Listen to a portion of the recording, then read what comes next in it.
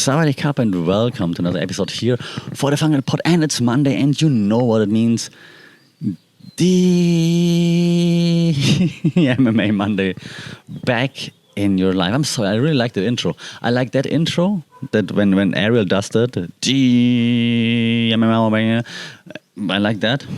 I don't like the one announcer doing it. It's the one announcer, right? That annoying voice. I don't like that. It's really like the most annoying thing actually about like the MMA Hour with Ariel Helwani, except the parlay, the betting stuff, because I think I didn't plan to talk about this, but it's ridiculous how many podcasts and shows such as Ariel's show are promoting betting. Betting is so bad. It gets so many people in trouble, gets so many people in distress. How can you still promote it, especially with like an audience of like, to take a book out of Sean Strickland, I don't know, or take a few talking points from Sean Strickland, people that are like sitting in bars, like with their butts, drinking beer and screaming at the screen. How do you tell them to spend their last few bucks on betting? And then acting like it's a science. That's really annoying. That's really bothersome. That's my biggest pet peeve with like all of those shows, but Ariel's show in particular, because Ariel is usually doing a great job as a journalist, but instigative, is that a thing? Instigative journalist. Usually great, but like this betting, pushing this betting thing for like 30 minutes every episode is just very annoying. And I know I don't need to listen to it, and I don't, and that's fine, but I'm just saying it's a bit annoying, or not annoying, it's a bit worrisome that like then those hardcore fans might think like that actually betting, especially like one of those co-hosts is like, yeah, you know, it's like make it sound like a science, like you can't do wrong if you follow his picks or anything. So I have some issues with that. They shouldn't be sponsored by betting. Betting should not be a sponsor thing. Make betting legal, yeah, sure, whatever, but don't allow advertisement for betting or something, or just have ethics and don't sell out to a betting site. I know the UFC does it, but the UFC clearly has no ethics. Like, I mean, power slap. So yeah, that's an issue with that. I don't know why I even talk about this right now. Anyways, let's start with what I want to talk about. I wanted to talk about one of the most important, amazing events we've seen in a long time. Power slap road to the finals. It's ridiculous, right? The fight between Volkanovski and Makhachev was fantastic.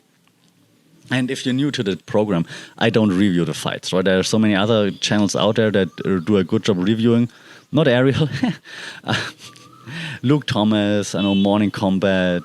Jack Slack is fantastic in analyzing stuff. So there are really good channels out there. So I'm not reviewing those things. I just try to put on my media professor hat at times. I know it's difficult at times. Sometimes I don't know, wander off and then keep talking about other stuff. I try to put my media professor hat on and just look at like how the media talks about certain stuff, why they talk about certain stuff, how the production was a little bit. I talk about why the heck the UFC did not promote that fight the way they should have promoted it. I'm no kidding. Like, I'm not even making it up. I'm not exaggerating, but I saw more power slap content in my feed than UFC 284 promotion, which is ridiculous. The first time I saw that amazing video narrated by John Anik, who's fantastic. John Anik is the man. Like, his sit-down interview with Submission Radio killed it. The week of the fight week, they killed it with the content. Like, fantastic interviews. Some a bit too short. The one with Oscar Willis was way too short. But yeah, so they kill it. They're great guys. They're fantastic. What was I saying? Oh yeah, promotion. Yeah. So that was the first time that like the John Anik video, the narrated by John Anik, like how Alex Volkanovski became who he is and so on. I think I saw it like 2 days before the fight. Was the first time I saw that video in my feed. Insane. Why? All week long I saw just power slap road to the finals. What the fuck? this is ridiculous. This is ridiculous. But hey, I talked about this on the podcast before. I think even last week and the week before, like how the UFC's promotional efforts are really biased, and they clearly, for some reason, I'm not quite sure why. I think for some reason they don't like Volkanovski. They don't want to push him. I don't know why. Like I left like a joke comment on like one of the IG posts. I forgot which channel. But I said like biggest hurdle, the toughest challenge for Volkanovski.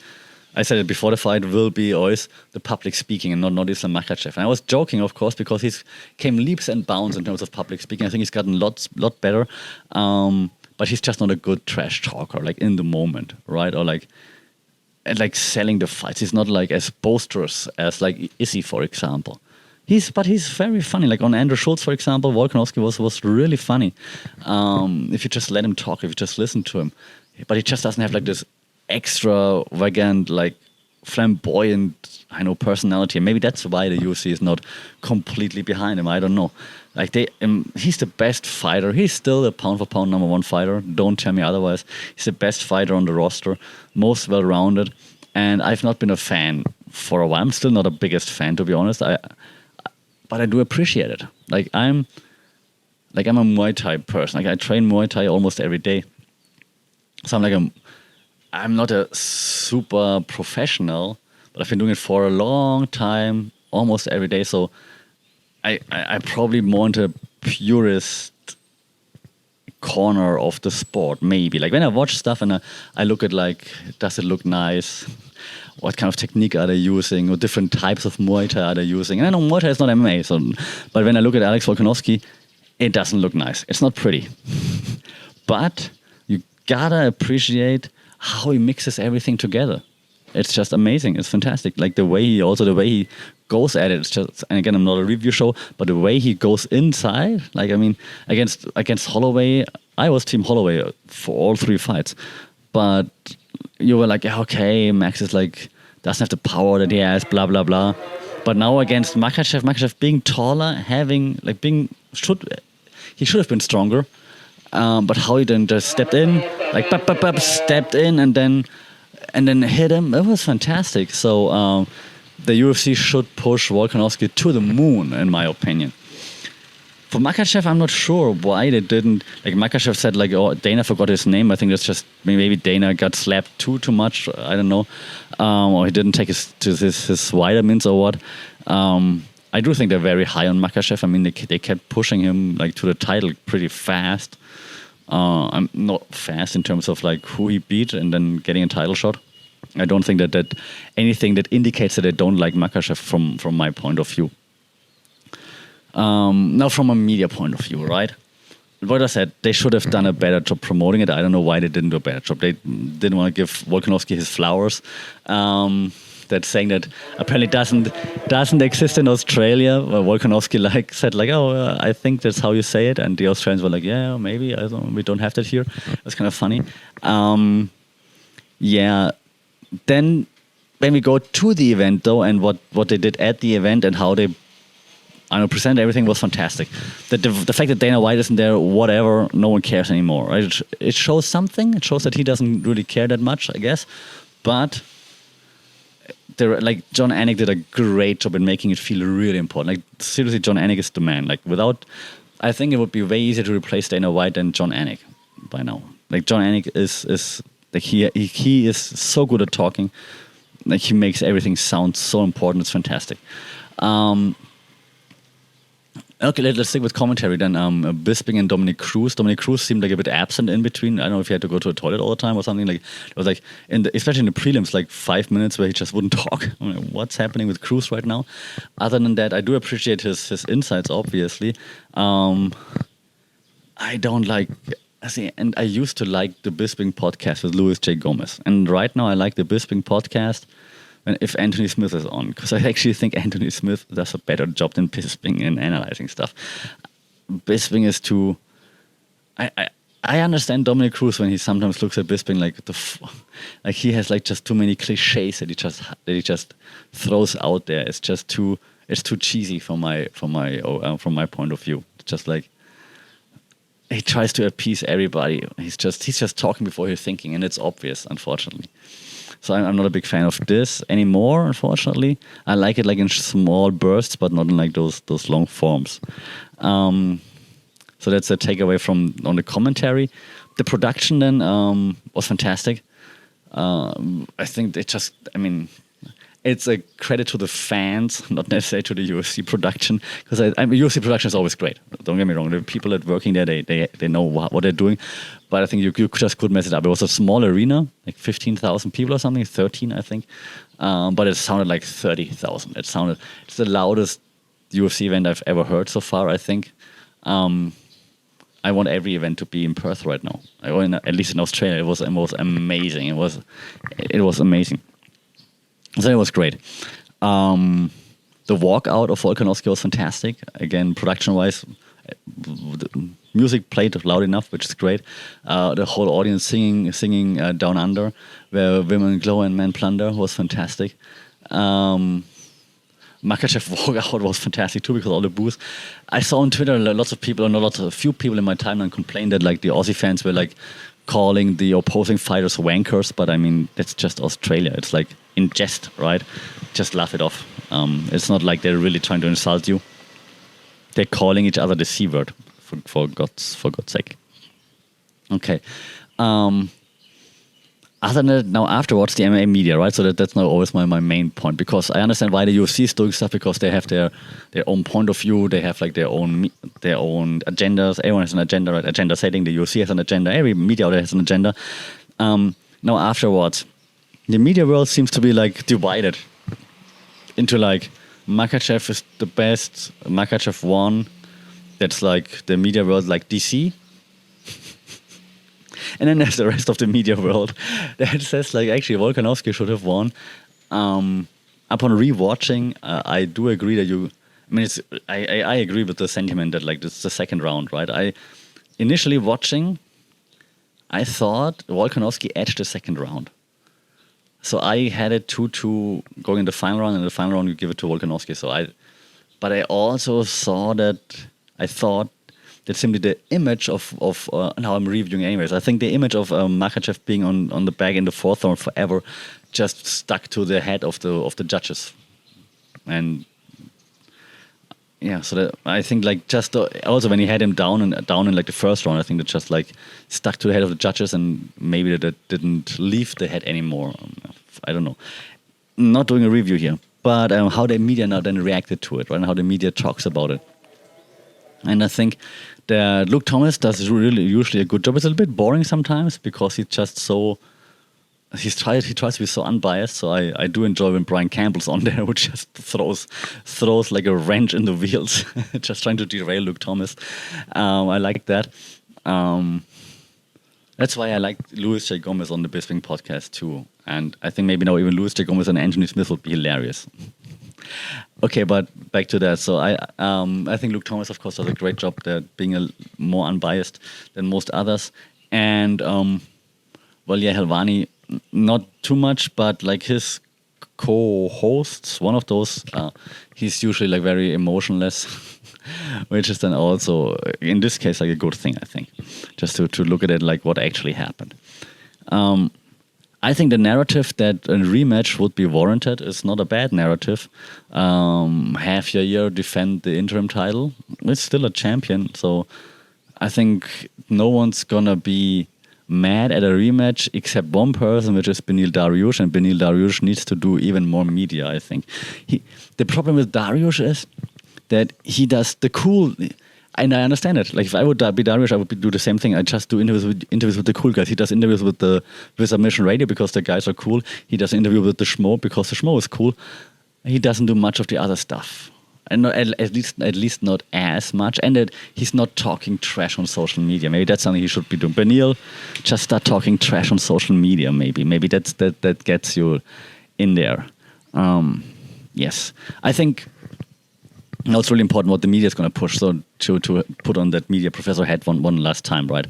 I know I put it off a few times today simply because I'm still so amazed by the fight that we saw, because it was a fantastic fight. Let's make no mistake. In all the other fights, like Yair Rodriguez versus Josh Emmett was amazing. Yeah, I haven't seen a left kick that fast in quite a while. But Yair Rodriguez, like, I was feeling the pain that Josh Emmett felt, like, because I thought like, it's going to be a head kick too, and then he goes through the body. It was fantastic. It was great. Like, as a Muay Thai practitioner, I was really amazed by it. It was fantastic. Like those left kicks.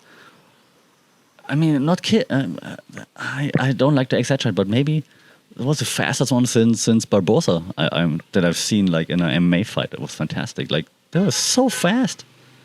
Crazy. So it was fantastic. Jack Della Maddalena. Oh my God. There was so many amazing fights. Like, even Jimmy Crute fight. How is this even a draw with a point deduction? Please. Anyways, great fight. So I'm still a bit taken aback by the awesomeness that this fight card was, because before we said like, oh, the fight card is not that great, it was fantastic. It was just fantastic. Like, just to have Aussies fight in Australia all the time, they just bring it. It was amazing. So I'm still a bit like in the fan mode rather than the professor mode, but I try to put it on one last time now, and think that the media now actually is going to decide what's going to happen next. I don't think it's going to be Dana White or the UFC necessarily deciding what's going to happen next. They probably going to say first, yeah, let's go back into the weight class. But when they actually think about it, that having Yair defend his belt as an interim champ is not a bad thing, and just go right back at Volk versus Makhachev. Because just imagine how many pay-per-views they're going to sell off of that now after the rematch. Everybody wants to see that now. That's gonna probably one of the most sold pay-per-views right after Conor Khabib, I would assume. I'm simply guessing. That would be. I don't think the UFC is gonna say no to that much money, to be honest. And I know they get all the money from ESPN anyways, but I mean, it's gonna be like a huge feather in the cap if they have like this super high-selling pay-per-view now, in my opinion. So I think, depending on how the media frames it, if the media gets behind, we want to see a rematch. We need to see a rematch now with the accusations out there. Allegedly, Islam, according to Dan Hooker, Islam took some IVs to rehydrate. It's just allegations, so no proof of anything just yet. But even with that out there, Islam walking to his corner and again allegedly saying that he wants a rematch because he thought he lost. I mean, you can't just sell all of that and just like go all in on the rematch, make that the next fight. Have your ear defend against Arnold Allen or Max Holloway. Either fight's gonna be awesome. It's only gonna suck for Benil Dariush. It's literally the only odd man out. It's the only guy. I mean, if he beats Charles Oliveira, otherwise Charles Oliveira, I'm sure, is happy to just wait for the winner of Alex and Makhachev again. But if in case Benil wins against Charles Oliveira, and he has to wait even longer, it's gonna be annoying. Okay, so that's just my quick thoughts. I know today not that much of a media professor had on, just because I'm still buzzing with like what Volkanovski pulled off there, and I wasn't the biggest Volkanovski fan before. Like I said, so it's not like super biased, a bit biased maybe, but not super biased. Big biased because I lived in Australia for like a while, so I'm like quarter Aussie in my head, so I'm cheering when down under plays. I'm like, yeah, let's go. So maybe a bit biased, but I wasn't the biggest Volkanovski fan going into that, and still I'm not, like I said earlier, based on like just the technique and everything, not the biggest fan, but give the guy like his flowers, I think. And so yeah, that's why maybe today a little bit less of an analyst, of a media professor hat, and more still of a buzzing fan hat. I'll promise I'll take the buzzing fan hat off again, and then next time around there's no pay-per-view, there's just a fight night, so I'm going to be all cool, calm and collected again, and look into all the mistakes the UFC is making when it comes to how they utilize the media. Until then, as always, like, share, subscribe, rate the podcast if possible. The algorithm likes that, so then more people find us. It would be cool. The algorithm doesn't like when I say algorithm, though.